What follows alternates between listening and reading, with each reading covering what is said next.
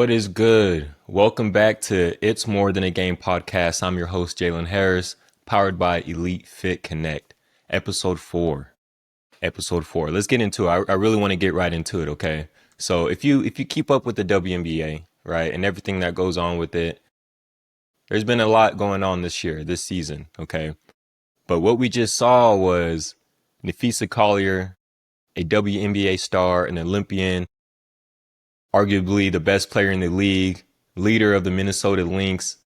They just got kicked out of the semifinals of the playoffs, but she didn't make headlines on the court, right?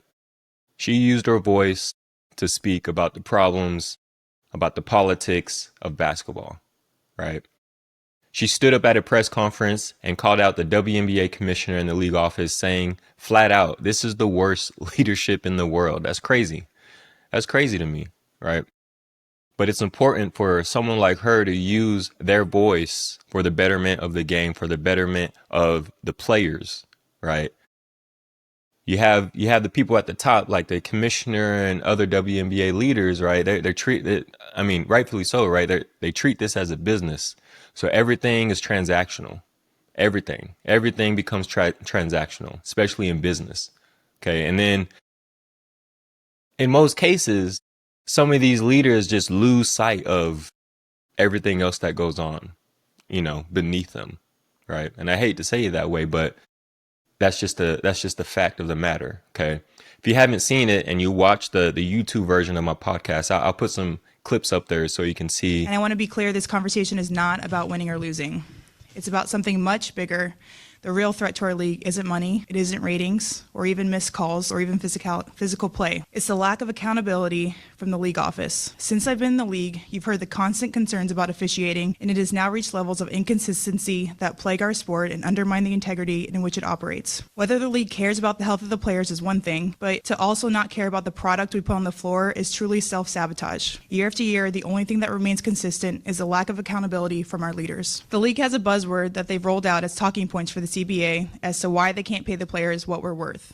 That word is sustainability. But what's truly unsustainable is keeping a good product on the floor while allowing officials to lose control of games. Fans see it every night. Coaches, both winning and losing, point it out every night in pregame and postgame media. Yet leadership just issues fines and looks the other way. They ignore the issues that everyone inside the game is begging to be fixed. That is negligence. At Unrivaled this past February, I sat across from Kathy and asked how she planned to address the officiating issues in our league. Her response was, well, only the losers complain about the refs. I also asked how she planned to fix the fact that players like Caitlin, Angel, and Paige, who are clearly driving massive revenue for the league, are making so little for their first 4 years. Her response was, Caitlin should be grateful she makes $16 million off the court, because without the platform that the WNBA gives her, she wouldn't make anything. And in that same conversation, she told me, players should be on their knees thanking their lucky stars for the media rights deal that I got them. This is big, right? Especially coming from a player like Fifi, okay? And whether you disagree or agree with her delivery, the truth of the matter is it takes courage, right? And it takes years of personal growth and development to, step out in front of the world and express yourself for the betterment of you and your coworkers, your peers, the players, right? It takes true leadership to speak up when the system is just completely broken. And it's a reminder that leadership doesn't just happen in the huddles or the locker rooms. Leadership is influence, like we talked about last episode, right? Leadership is influence, it's responsibility, and it's accountability. And that's what today's episode is all about. Talk about process, talk about purpose, and leadership. These are reoccurring themes in my podcast, if you haven't noticed. But we're going to talk about how process builds resilience, even when it might be invisible, okay? We'll talk about how your purpose defines your why. And of course, we're going to talk about how leadership, whether you're a player, a coach, trainer, or a parent, has the power to shape futures in the game of basketball, on and off the court. Because basketball has always been more than a game. You know what it is. You know what it is, okay? I think I mentioned this before. I played basketball since starting at a very young age. Okay, and in 7th grade, I played at Pflugerville Middle School, and we had some dogs, and we went undefeated. We were throwing oops, stuff like that. It was crazy for a seventh grade team. Mind you, my mom, who was a middle school coach at the time, she also was at Pflugerville Middle School, decided to move to a new middle school, Kelly Lane Middle School. And obviously, being her son, I had the option to kind of choose school within the area, right, within the district. And, I decided to follow my mom. So I went to Kelly Lane, brand new school, first eighth grade class there. And obviously, I played sports. I played football and basketball. Okay. Football, I didn't care about football. I just played football just to stay fit, just to compete, right? Because I enjoy sports. I enjoy competition. That's just who I was growing up, who I am, right? Didn't win a single game. In fact, we tied one game, lost every other game, right? From that point, I'm like, all right, I ain't playing football no more. This ain't it for me. Okay, so at that point, I decided to fully focus on basketball. After middle school. But that eighth grade season, that eighth grade year at Kelly Lane, I was excited because this was a new school, some new players. No, pretty much new players that I played with. Got to play with my best friend, some people that I came up with, right? And it was the worst season of basketball ever in my life, right? And mind you, I'd say about 50% of those players on that eighth grade team I also played with in high school. So it wasn't that we didn't have the talent. It was just a new team, a new system, right? The coaches there, whether they knew what they were doing or not, that's besides the point. It was just all new. So it was really hard to win. And I was very unmotivated after that season. Very unmotivated. I mean, can you just imagine playing a game that you love and for a whole season having no type of success? That was tough times. I'm not going to lie. Mentally, like I almost wanted to quit. But that year taught me more about resiliency than a winning season could ever do. And at that same time, that kind of resilience is what Napheesa Collier is demanding from the league, right? Resilience to admit mistakes, to fix a system, and to value players the way that they deserve, right? You have to understand adversity, you got to expect it. You got to expect it. We talked about the law of thirds. That's something that you have to expect. It's going to come. In what world is there a time where you're not going to experience anything? Because if you don't, you're just not going to grow. There's no chance for you to grow without adversity. Okay. And with that in mind, you got to understand adversity is not punishment. It's not. Adversity is a beautiful thing. It allows you the opportunity to grow and prepare for the next thing. That's what it is right there. And so now, right, I talked about going from seventh grade, from a extremely dominant team to eighth grade to just a new environment with no success. And then we get to high school, right? Didn't make varsity as a freshman, which, I was expecting myself to. Got put up to varsity later in the year. And sophomore, junior, senior year, relatively had a positive high school experience, right? There's a lot of factors that I think could have changed, maybe some decisions I could have made for myself, but I don't regret the experience I had through high school basketball. I had a great team. Some of my best friends were on that team. We had a solid team and we were competing. We were pretty successful given, the circumstances. But then going into college, that was a wake-up call, right? So I battled injuries. I battled some off-the-court issues, right? Being at West Point, United States Military Academy, the structure, the discipline, the just rigor, having to really focus on committing time to other things outside of basketball and really putting focus on, academics, right? Because in high school, I graduated with a 4.5 and it just came super easy to me. Fortunately, I didn't have to study. I did homework pretty much the day of in most cases, but going into an academy, an institute like a military academy, West Point, it's a world of a difference, right? The discipline, and the other expectations, right? You're preparing to be an officer in the United States Army, right? It's just different. But at West Point, I learned something extremely powerful. You cannot fake your way through process. The Army taught me discipline, right? I mean, I was raised in a military household. My dad was an Army officer, right? So I kind of grew up in that, but being in it myself, that taught me even more discipline, right? The injuries taught me humility. The things I went through, the adversity taught me humility. And all that taught me that either you adapt or you get left behind. And I got left behind for a bit. I did, right? I'm just being frank, okay? But that's the same kind of adaptation that everybody has to make. And that's something that Napheesa called out in the WNBA, right? Leadership isn't about titles. It's about accountability, okay?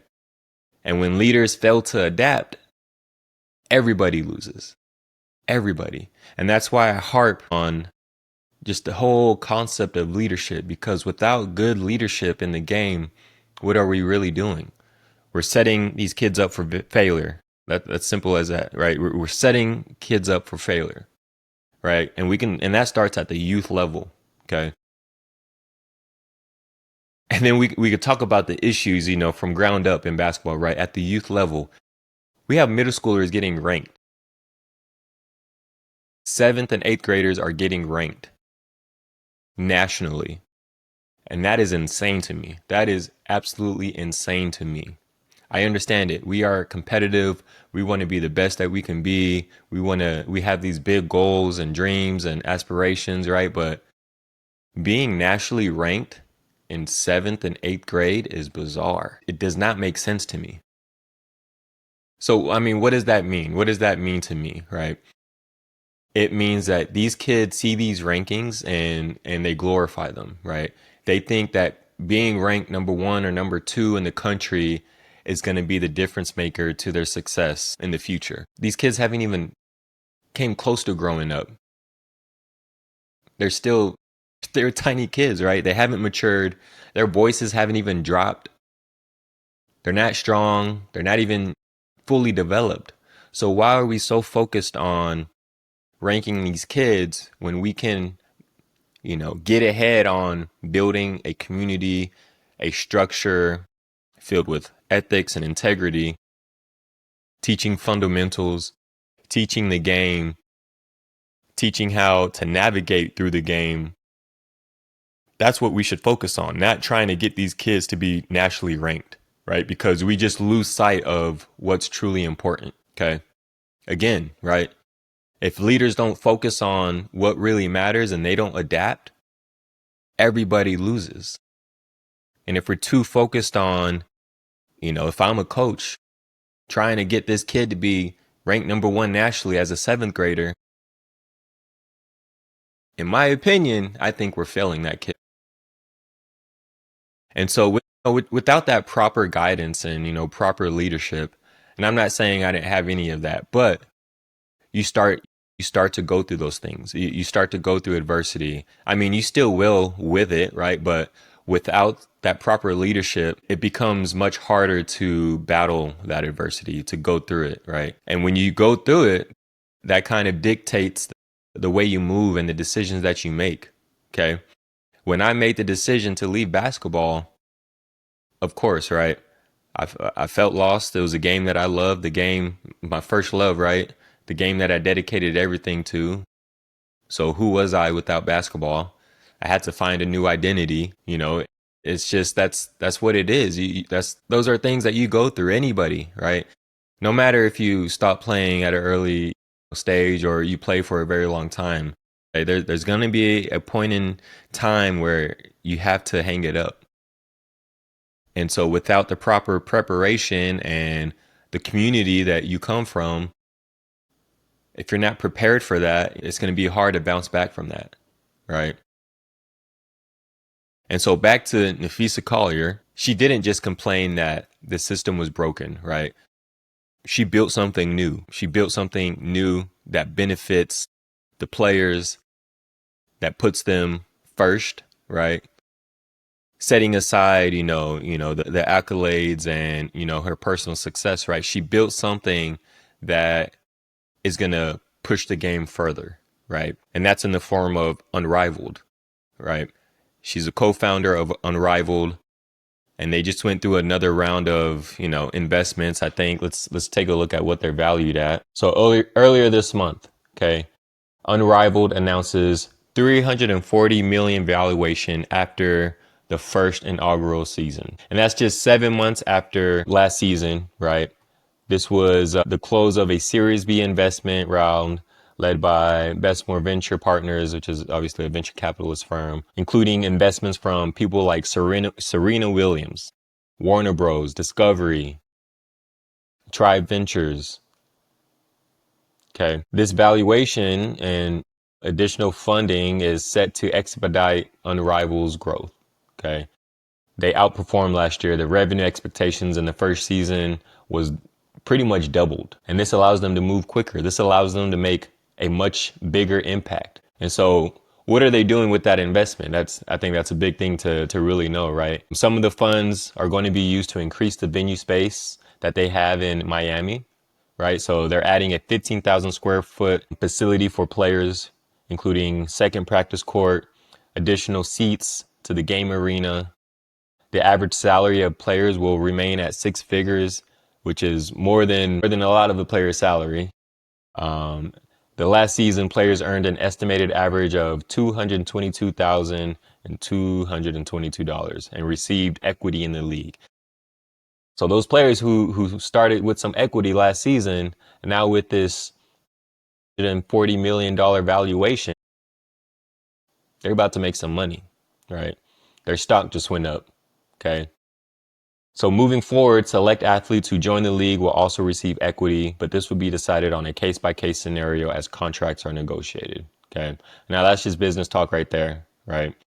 Obviously, with the amount of shareholders they have now, they're going to reap the benefits of these growing valuations, right? Better resources, again, better facilities, just a better environment, right? And this is something that Napheesa Collier is championing. Okay. And I think that's big, right? Fixing something, at some point in time, you have to make a decision to not worry about what you can't control. Sure, you can call it out. Absolutely. You can call it out. Use your voice, especially if you have a platform like Fifi, right? But why not create something new? Create a better community. Create a better environment for players who are going through the same thing that you are, or maybe have gone through the same thing that you did. Unrivaled is great. It's competitive. It's entertaining, right? It looks like these players have much more fun playing the game. It's great for consumers, for viewership. It brings a lot of eyes onto women's basketball, right? Women's sports in general. So let's break this down a little further, right? Because I want everyone who is listening to this to truly understand how groundbreaking this actually is, okay? Okay, so we talked about the business side of Unrivaled. So what is Unrivaled for those of you who don't really understand? Okay, Unrivaled is a pro three-on-three women's basketball league co-founded by Napheesa Collier and Brianna Stewart, and it's different. It's just different because of the following reasons. Okay, it's built in the WNBA offseason, so players don't have to go overseas just to make a living. Okay, we saw the issues of players going overseas, right? We saw Brittany Griner getting hemmed up coming back because she had something on her. But because of the way the WNBA worked, right, she felt the need to go overseas to go hoop. So that's a pain point that Unrivaled is addressing, all right? The next thing is Unrivaled gives players ownership stakes, which is something I already mentioned, right? Meaning that they aren't just employees. They are equity partners. They have decision-making rights, right? They have a say in a league, in a system, in an environment, and they can improve it for the betterment of the players, right? Again, addressing another pain point that the WNBA has with Unrivaled. Lastly, it's designed to grow visibility for women's basketball, to highlight skill and culture in a fast-paced, accessible format. Again, addressing another huge pain point that the WNBA has. Because historically, people just don't watch the WNBA. There's been an increase in viewership because of players like Caitlin Clark, obviously, Angel Reese. But we also got to understand that Unrivaled made a big impact on that as well, highlighting some of the top players in the league outside of the WNBA. Now, that's true leadership, in my opinion, right? That's true leadership, trying to find a solution to the problems, to the pain points that you see currently in the WNBA. That's process and that's purpose, really all just working together cohesively.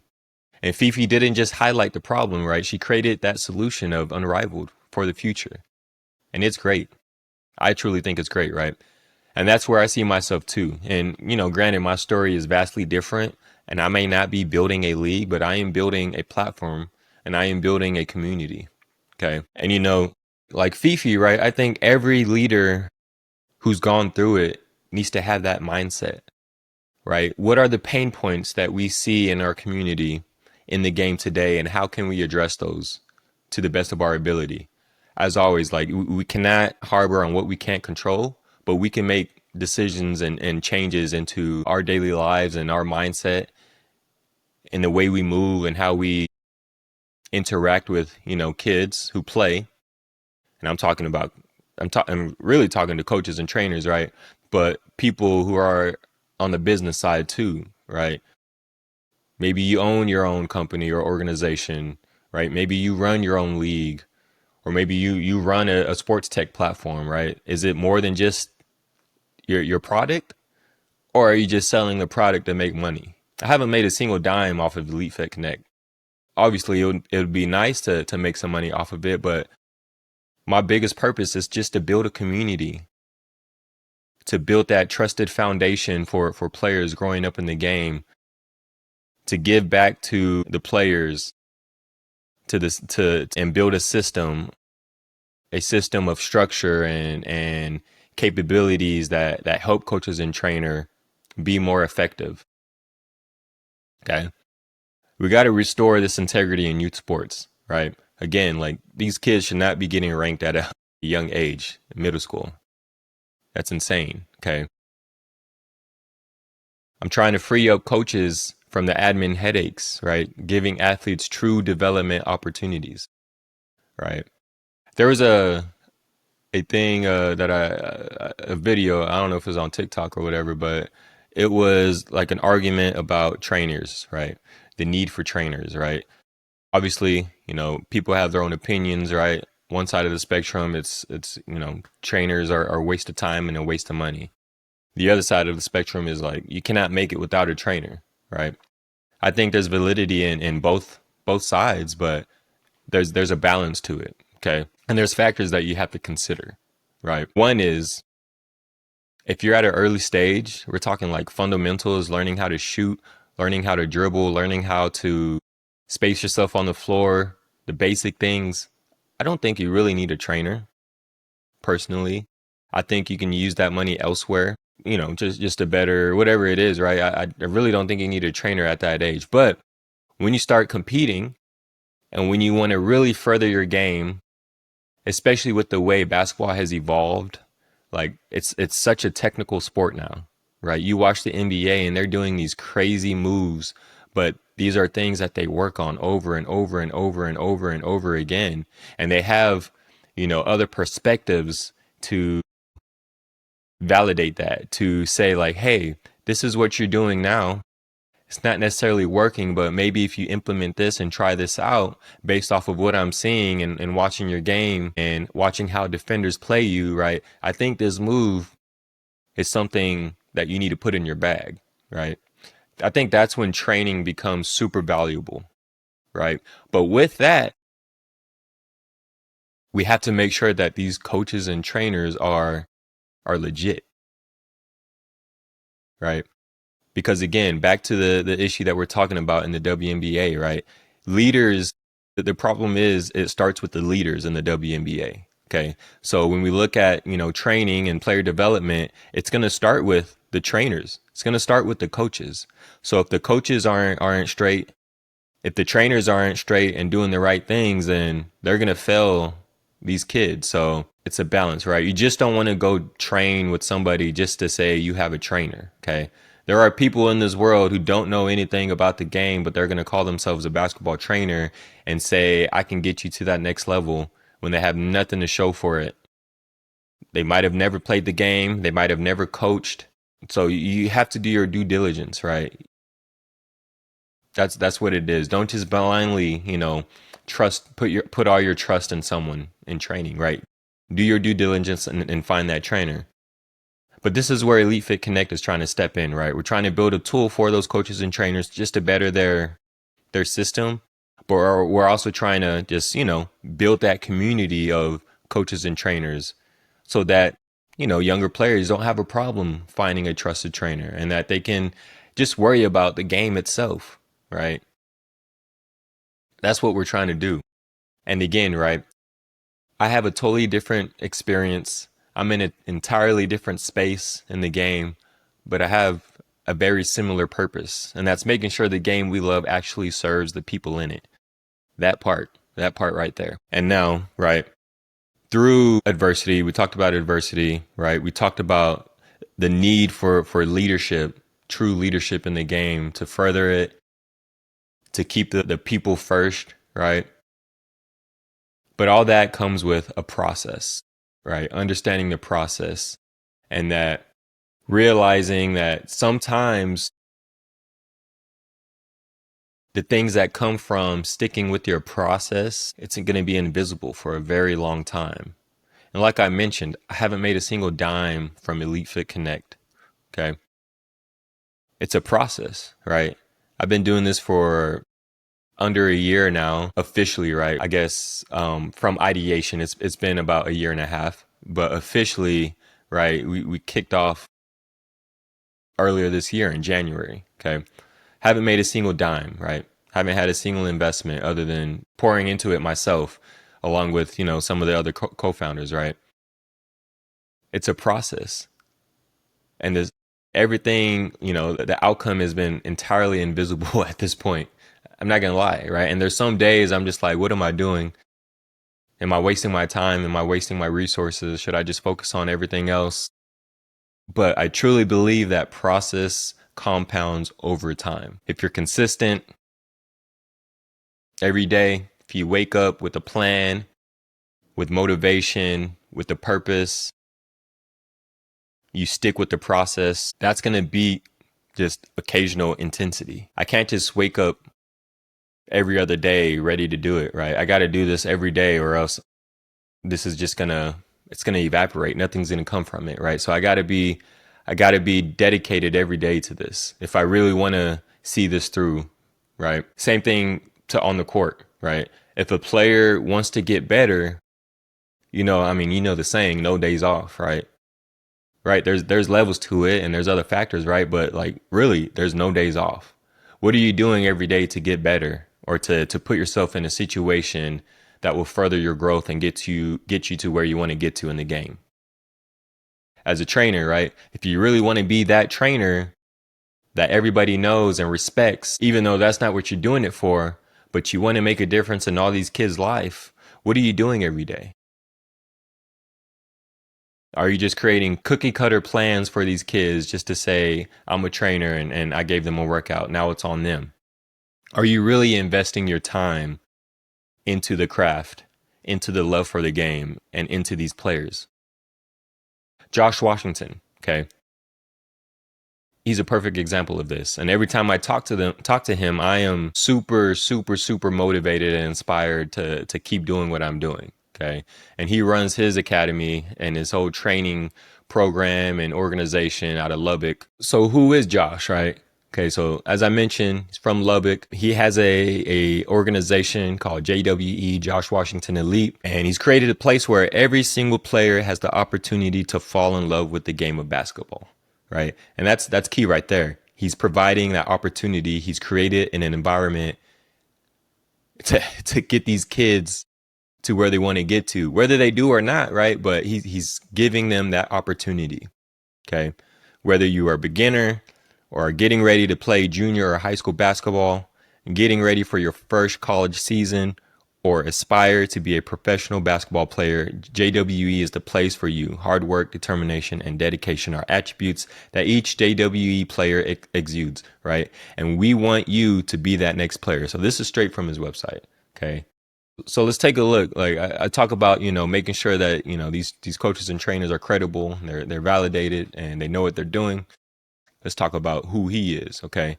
So as I mentioned, right, he's from Lubbock. He's played for Texas Tech University. He played for Texas A&M, Corpus Christi, and I believe he played overseas for a little bit in Canada, right? And he's been in the game for a while. Okay.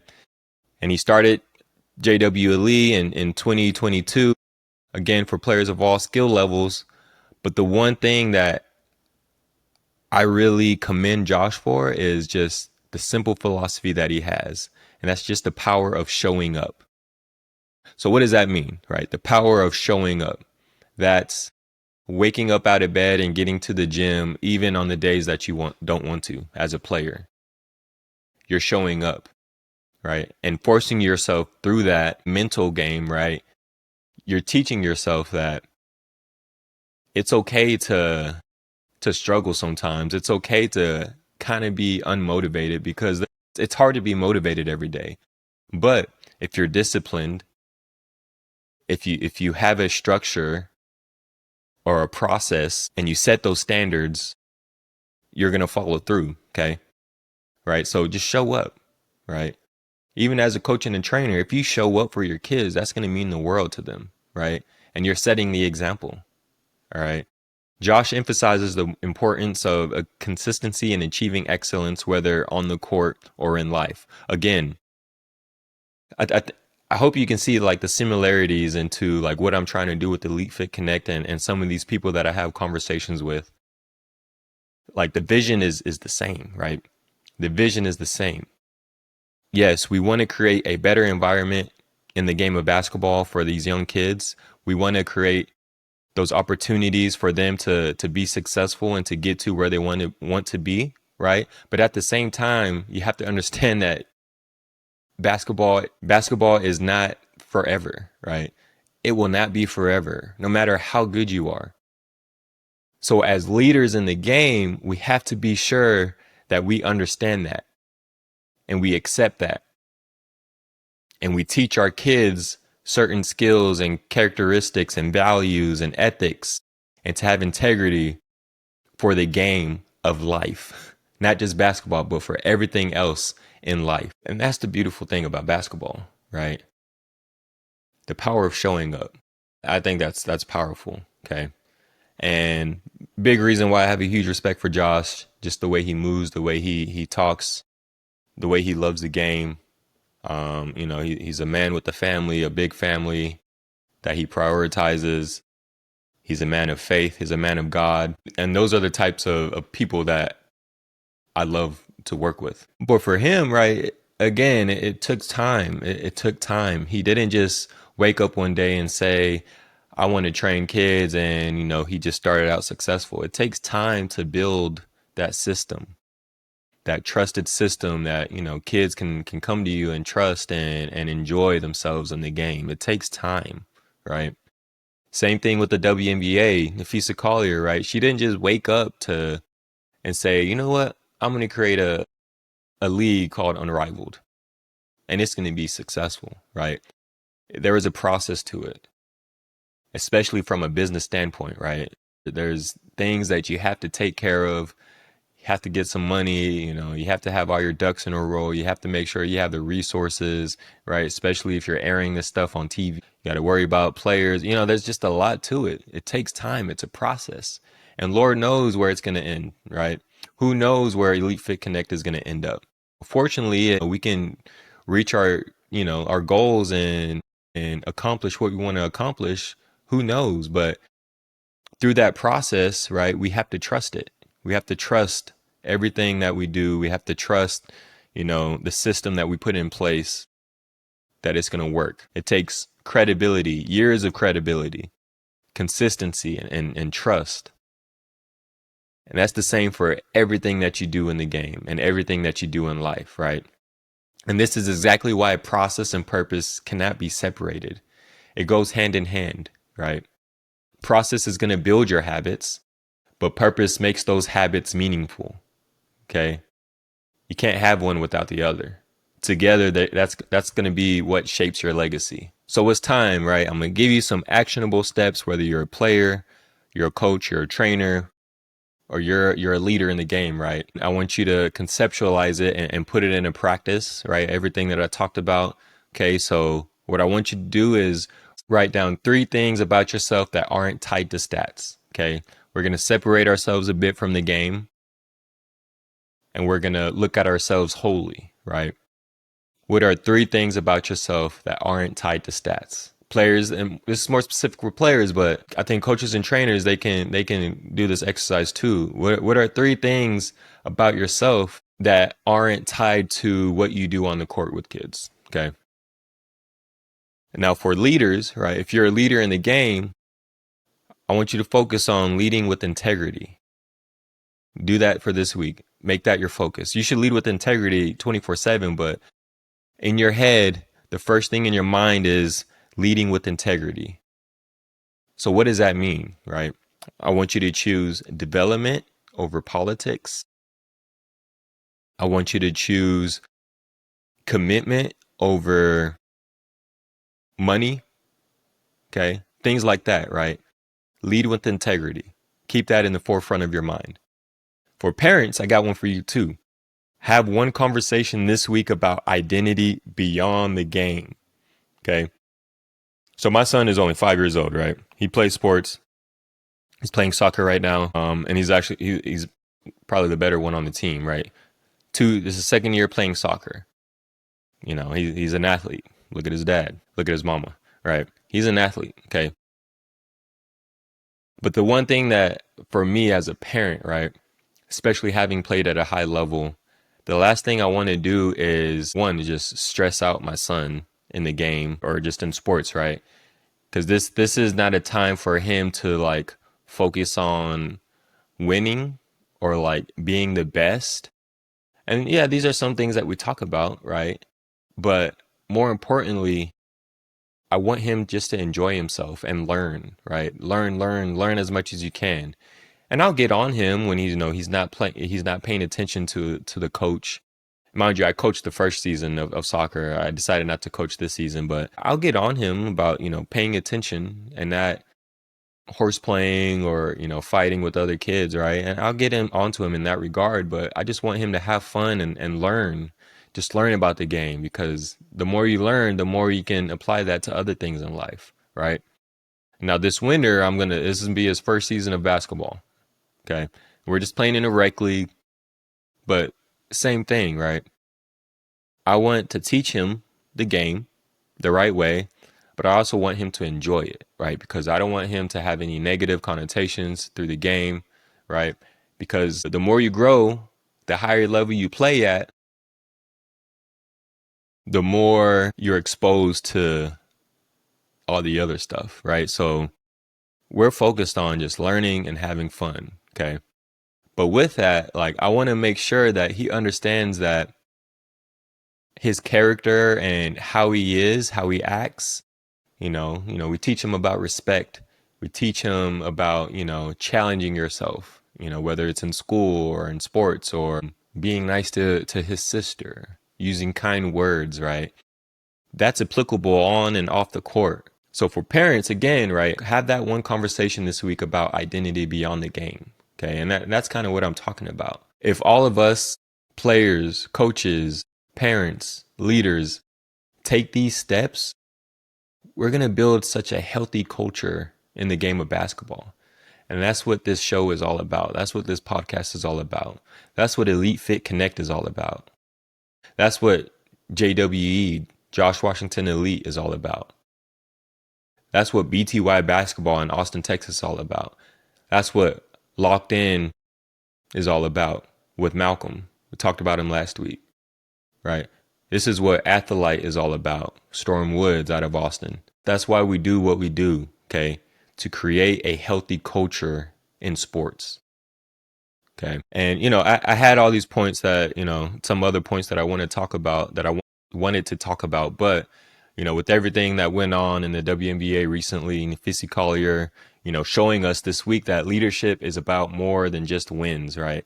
I really wanted to focus on that point, right? It's about accountability. It's about courage and creating something better for the next generation. Okay. Napheesa Collier built Unrivaled. I'm building Elite Fit Connect. And we have these other trainers and coaches who are just amazing, building their own organizations, right? And I hope we can all kind of, band together and join forces, whatever that may look like, to just continue to further the game and build such a good, healthy community. And we all come from the same place, a place of deep rooted love for the game and a commitment to leave it better than where we found it or how we left it as a player, as the athlete, right? So whether you're a player grinding for just a scholarship, trying to get to that next level, or trying to make the team, make the starting squad, or whether you're a coach building a program, or a trainer, developing an academy or a league, working on athletes, right? Or maybe you're a parent supporting your kid's dream. Remember this one thing. The game will not last forever, but the impact that you make will. Promise you that, okay? Thank you again for tuning in to It's More Than a Game, powered by Elite Fit Connect. Please, if you enjoyed this show, share it with the player, share it with the teammate, share it with the coach, share it with the parent who really needs to hear this, right? Let's keep building this community together, okay? It's gonna take a village, right? You know the saying, right? It takes a village to raise these kids, right? And that's what we need to do within the game, right? This is a village. We got to band together just to make it a healthy experience, okay? Always remember, it's more than a game. It's a process, it's a purpose, and it's legacy. All right. See you next week. Peace.